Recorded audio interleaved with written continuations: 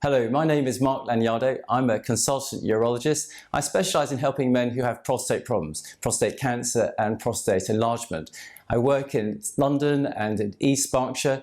I'm an NHS consultant from the Health Foundation Trust, and I work in private hospitals in the centre of London and in Windsor. I help men who have prostate problems return back to their normal condition. That is my specialty. Active surveillance is a strategy of managing prostate cancer that involves no active treatment at the point of diagnosis, but close monitoring. It means having regular PSA tests, MRI scans, and sometimes repeated biopsies. Over time, the PSA may go up, or the MRI scans may become more abnormal, or biopsies may show more cancer or higher grade cancer is present. Should any of those conditions occur, then usually patients will transition from active surveillance to active treatment, which could be surgery, it could be radiotherapy, or indeed it could also be focal therapy. The reason why a man might choose active surveillance is because prostate cancer often is slow growing and unlikely to metastasize. Hence, why would you have treatment if perhaps you don't really need it? However, many patients on active surveillance could have relatively non-toxic treatments such as focal therapy. So in the past, many men who had active surveillance are now offered new treatments such as HIFU, cryotherapy, or other forms of focal therapy to deal with the small cancer that they have. If you're on active surveillance, you can tell if the cancer is spreading by doing the tests that are used for monitoring. So you have your PSA measured usually every 3 or 4 months. If the PSA is going up consistently, then that might be an indicator that the cancer is growing or indeed spreading and sometimes moving outside of the prostate. Also, usually you have repeated MRI scans. If the MRI scans show that the cancer is getting bigger or it's easier to see on the scan, then that may also indicate that the cancer is progressing and that you should be having treatment. Sometimes we repeat the biopsies as well. And if the biopsies show that there's more cancer present or that the grade or severity of the cancer has worsened, then usually that would prompt more treatment because the cancer may indeed be about to spread outside of the prostate.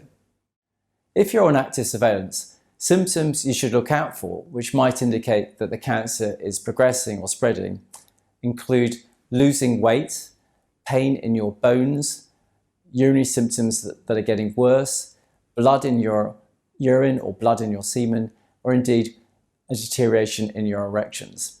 If you're getting any of these what are called red flag symptoms, then you should seek attention by your doctor once more and consider treatment quickly. A PSA test is a blood test for prostate disease. PSA goes up in a variety of different prostate problems, such as prostate enlargement, infections in the prostate, and also prostate cancer. PSA goes up more in prostate cancer than it does in benign enlargement of the prostate, but sometimes the PSA can go up very high if you have a urine infection. It's always best to repeat a PSA test if it's abnormal. We know that if you retest someone a few weeks later, often the PSA will drop back into the normal range. So a single high PSA test shouldn't necessarily worry you. At extreme values, PSA is quite reliable, but in the so-called common range, which is 4 to 10 micrograms per litre, often it's unclear, and more tests, such as an MRI scan, may be needed to decide whether a biopsy, for example, is needed or not. It's important when having a PSA test to avoid those things that can make it go up by accident. We know, for example, that ejaculation or exercise such as cycling can make the PSA go up quite high. So before having your blood drawn for PSA testing, it's really important that you avoid both ejaculation and exercise, or indeed any form of prostate stimulation, for several days before. First of all, don't worry.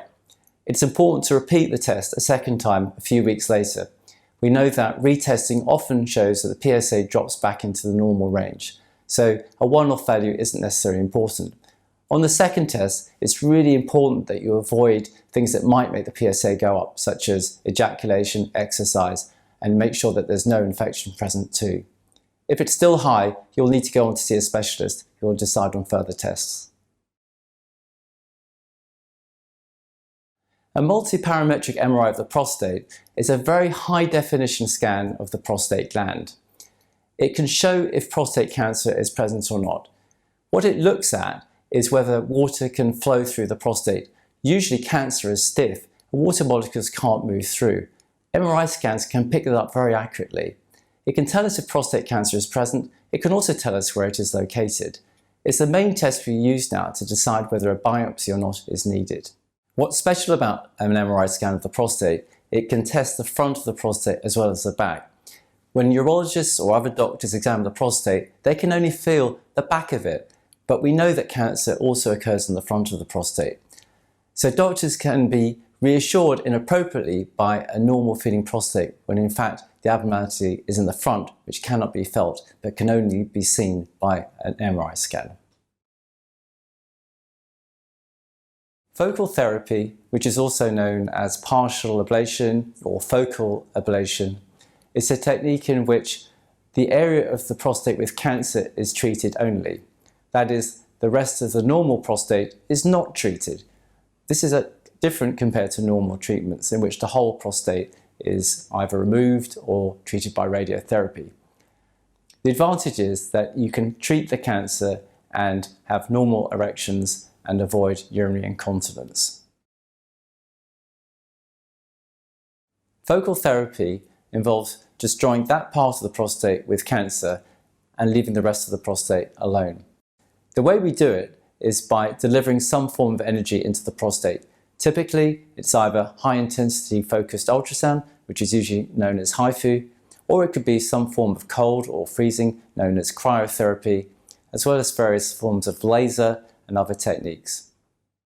We choose the technology we want depending on the location of the cancer. So some tumours, for example, are more suitable for HIFU because they're in the back of the prostate, and others are more suitable for cryotherapy because they're in the front of the prostate.